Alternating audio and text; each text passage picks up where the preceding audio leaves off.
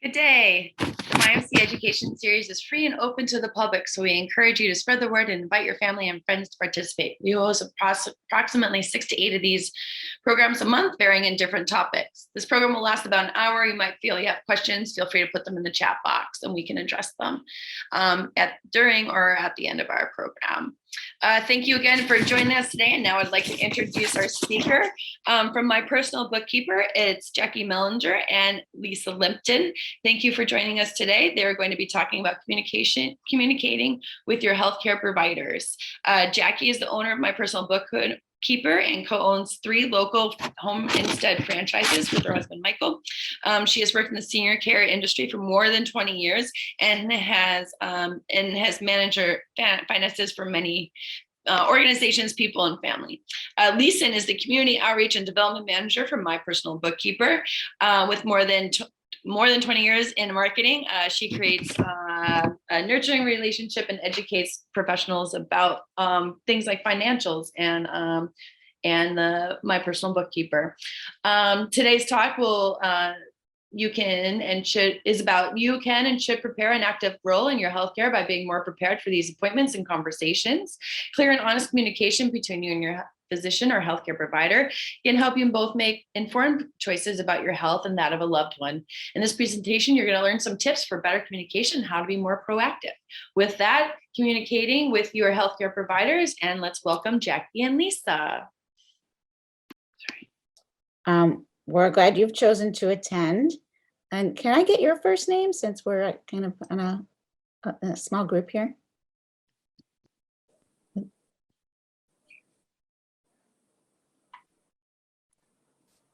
Okay. I think it's Larry. Is it? Okay, great. Hi, Larry. Thank you for joining us.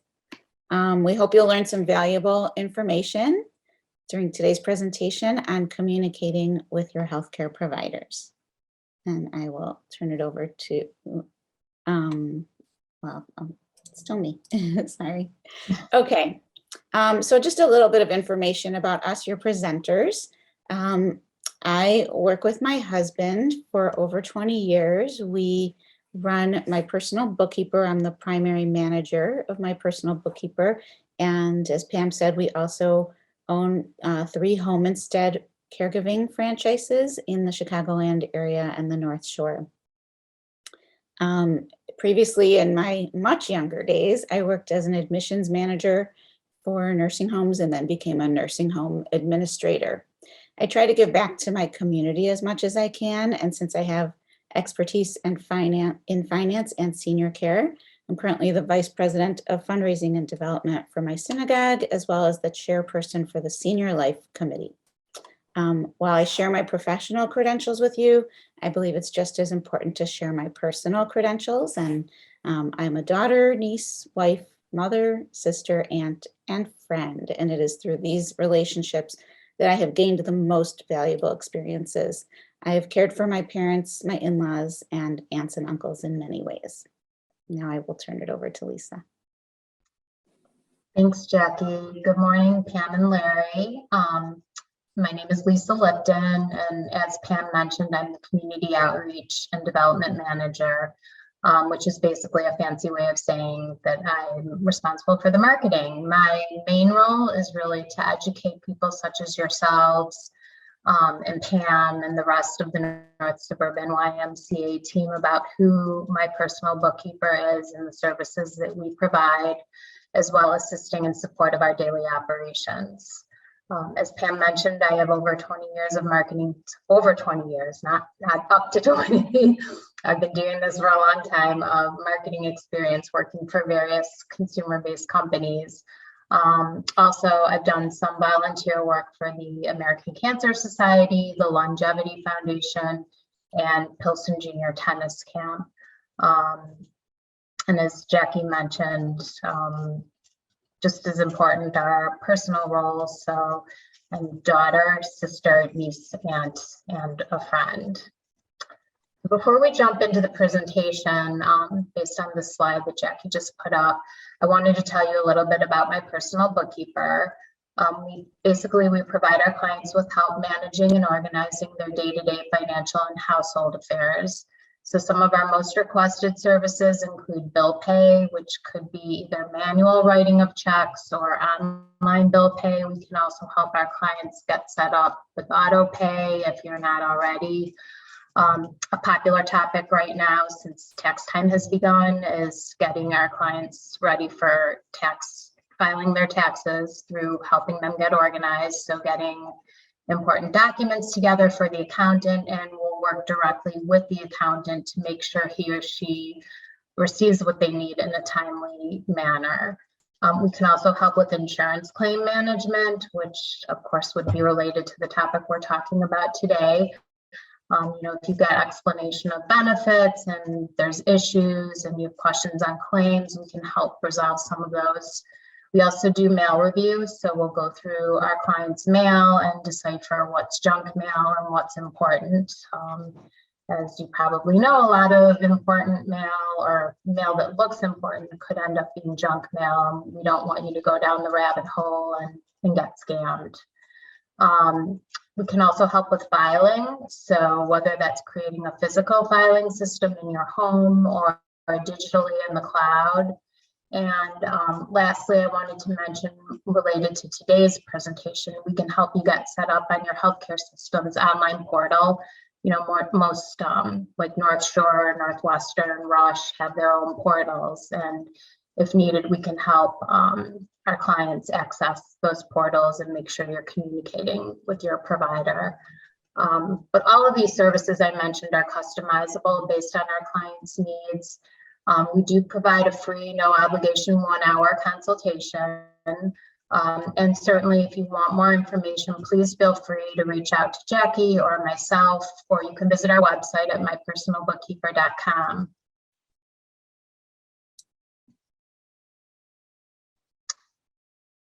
So this next slide just basically outlines the topics we're going to discuss today, and we're going to leave time at the end for questions, or we would love to hear some of your own experiences with some of these issues or items that we're going to talk about. And if you have important questions during the presentation, please feel free to interject or put them in the chat.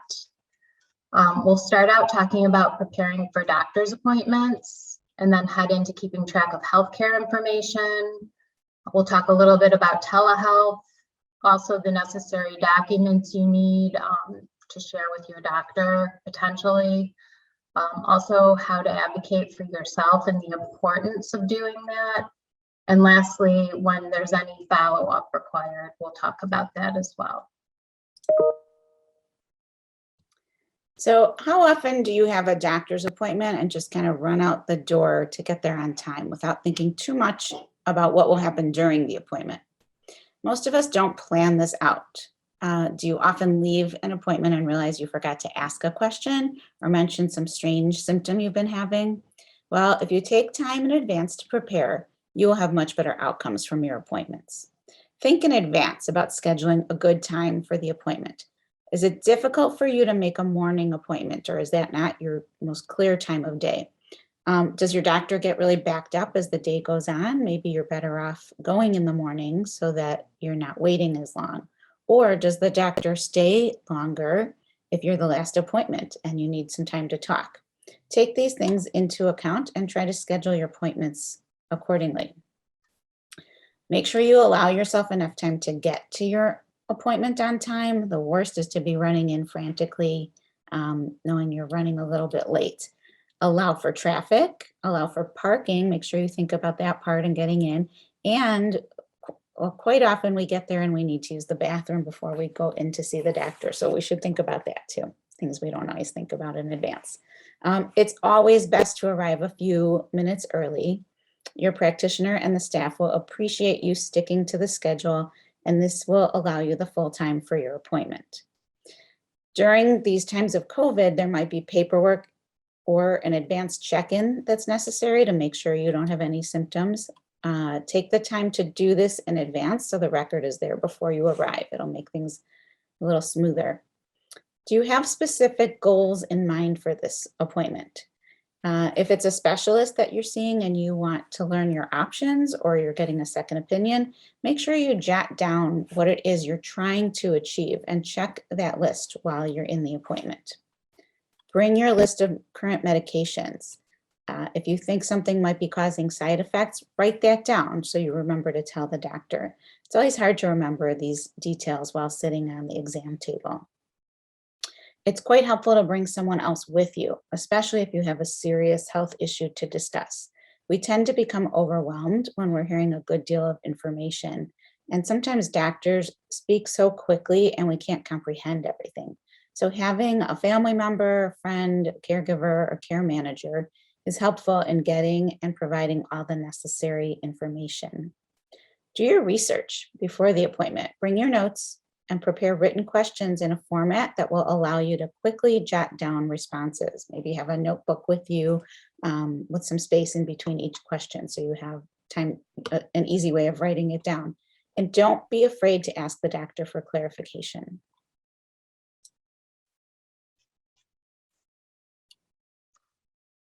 So you need to have, or it's important to have everything you may need for the doctor. And some of these items Jackie just mentioned, so I apologize in advance for any duplication, but they are important to remember. And we suggest you keep it all organized in some way that works for you, whether it's a big binder, a notebook, or digitally on your phone. And there are some apps out there that can help with this. You should keep these records together, even if you don't need to bring them to every appointment. So first, always bring your insurance card and identification. Even though the doctor probably has it on file, they're going to always ask to see this for some reason. Also, it's important if you bring a list of all your physicians and their contact information. You may even want to list the dates of appointments along with notes about what transpired and any outcomes or follow-up that's required. Keep a written record of your medical history, any conditions you may have in your family medical history. While more recent information is stored in your electronic record through the healthcare systems portal, the doctor may not have access to everything that he or she needs to know. And knowing your family medical history can really help guide a physician in diagnosing and treating you. If you've had any tests like x-rays, MRIs, etc., you may want to bring those records with you to an appointment and certainly keep them together in your medical records. If the doctor you're seeing is in the same healthcare system as the system where you had those tests, they should have access to this information, but you just never know. So it's helpful to bring it, but you should bring it. So the other item, which Jackie mentioned, is always provide a list of allergies, items and medications you're sensitive to or which have caused reactions. Of course, you'll always need to share which medications you're currently taking, so keeping a list of your current medications up to date is really important. And it's also important to keep some legal documents in your record as well and make sure your doctors have them on file in case they're ever needed. And we're going to review those documents in more detail shortly. So telehealth appointments. Prior to the pandemic, some telehealth appointments were minimally available, but they were not very common. Now they've become quite common due to the pandemic. A great example is recently my daughter had a sore throat and she made an appointment to go to the doctor and have it checked out, which is what you do when you have a sore throat and you're sick. But when she arrived, the person at the desk started to ask her questions and told her she can't be here with a sore throat. She said you could have COVID and told her to leave and go log on from her car for a telehealth appointment instead. It was very disappointing to her because they couldn't actually look in her throat, but this is the world we're living in and have been for a while now. Doctors are actually diagnosing without seeing us in person quite often, and they have become quite good at it. There are ways to make the best of your telehealth appointments. So let's talk about some of that. First of all, on your end, you should make sure that you have a quiet place and that no one will interrupt you during your appointment. Put your phone on Do Not Disturb. Get ready in advance. Make sure everything's working. Test your your internet, your camera, your microphone, headphones if you're using them. Make sure you have good lighting so the doctor can see you, and sit so the face is actually on camera. Sometimes people sit with their, they don't realize it and they're holding their phone too high and you only see the top of their head or the bottom. So we want to make sure we're in the camera, well centered. And, I've had a lot of meetings with people who don't use video conferencing often. So I often have to tell them, I can't see you. And I think doctors have that a lot. So make sure you know how to set up your camera. Depending on the type of appointment, taking your temperature ahead of it or getting on the dreaded scale and using an at-home blood pressure cuff if you have it might be helpful before the time of your scheduled appointment so you can give the doctor that information. Be patient. The doctors also have technical difficulties with these appointments. I've seen that several times where we've gotten cut off in the middle or I can't get through. I call the front desk and ask what's going on. And there's a wait, of course, just like you would wait in their office. They're not always running on time and they're trying to figure it out themselves. Make sure you get to ask all your questions, just like you would in an in-person appointment, and have the doctor provide a summary at the end, just as you would in an in-person appointment. And make sure and ask that, are you going to be sending me something so that I have a summary of this appointment?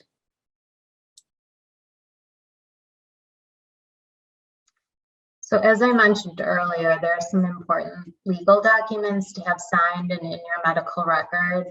And if you wait until you need them to execute them or provide copies to your physicians, it may be too late. So you really want to be prepared with these 5 items.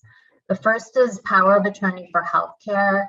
And this document designates who will be able to be informed of your medical information and make decisions for you if you should become incapacitated.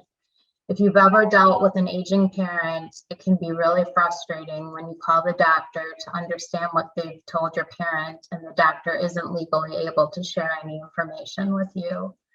So put this in place now so you're prepared later.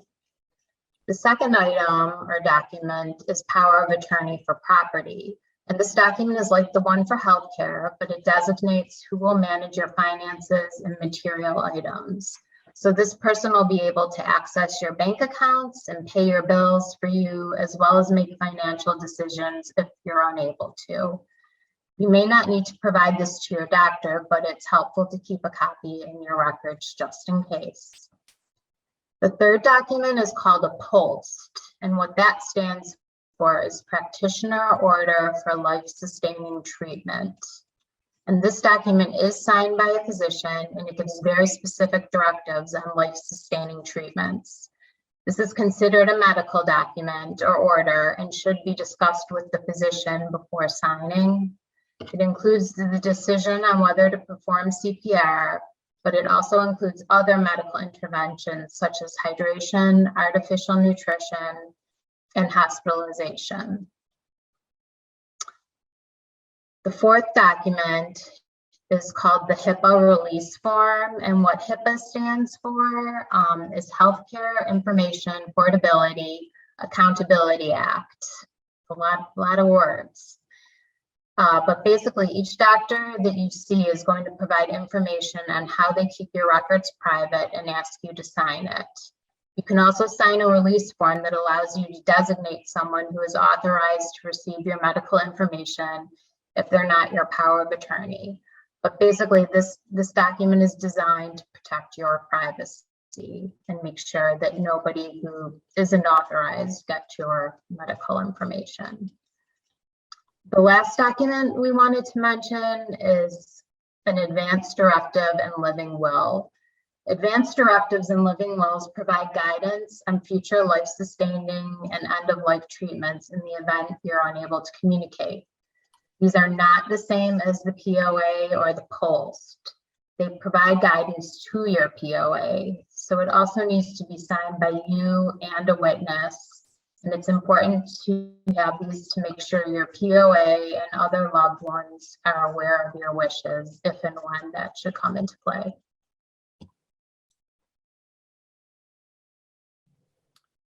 So you see, it's not as easy as just showing up for a doctor's appointment. You have to do some of the work to get the most out of it. Here are some ways you can advocate for yourself or for a loved one.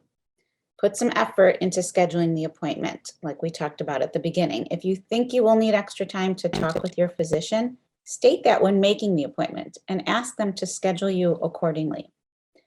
Be prepared with your list of questions and tell the doctor at the beginning of the appointment that you have a list of questions. Don't be afraid to ask follow-up questions or ask the doctor to repeat something. You can ask them to explain it in easier terms so that you can understand the information better. Be sure you have a printed summary of the appointment before you leave, or for a telehealth that they will email it to you. Sometimes it's worth making friends with the receptionist or the nurse so that they're happy to help you. And you can bring a friend with you, as we talked about. Just make sure that you are getting what you need out of the appointment, and don't be afraid. Doctors are always in a rush and they talk quickly. Don't be afraid to tell the doctor to slow down or to repeat something. So the last thing we wanted to talk about is follow-up after the appointment. Oftentimes there's several things you should follow up on, some while you're still in the office. If you need to see the doctor again, you should try to schedule that appointment before you leave the office. Also, if the doctor has ordered tests, try to schedule those on the spot. This will keep you from forgetting or putting it off, and the staff will help you get the appointment that works for you better than a stranger on the phone most often. Make sure they're submitting your bill to the insurance company so you don't receive a surprise statement in the mail later. Also, you can have the doctor's office call in your prescriptions if you need a prescription, and then you should pick them up as soon as possible. And make sure you understand all you need to know about any new medications. So if there's any potential side effects or time of day you should take it, if you should take it on a full stomach, an empty stomach, you should ask those questions when the doctor is talking about the prescription. Or you can ask the nurse outside or the office administrator. And once you get home, try to review all the notes you took and the summary. Ensure you understand everything you were told and follow up as needed. Oftentimes, if you have access to your health account online through the healthcare system portal, there's a digital version of your after visit summary available, so you can review it there. Also, call the office or use the email on the health system portal if you have questions. Don't hesitate to ask questions. And if you're unsatisfied with the answers, as Jackie had said, the importance of advocating for yourself. If you're unsatisfied with what you're hearing, speak up. Call the office and ask for a call back from the doctor or the office administrator. No one can help make things right if they don't know about the problem.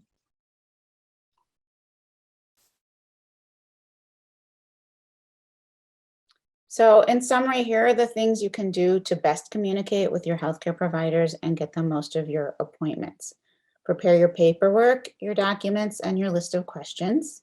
Make sure you schedule enough time and schedule it at the best time for you. For telehealth, make sure your technology is working in advance. It's always great to bring someone with you to appointments. Ask your questions and take notes. Review all the notes when you get home and do any follow-up that is needed.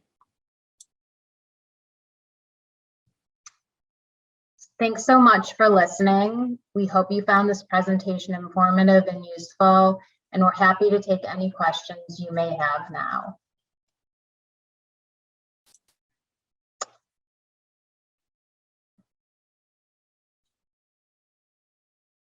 Pam, you're muted.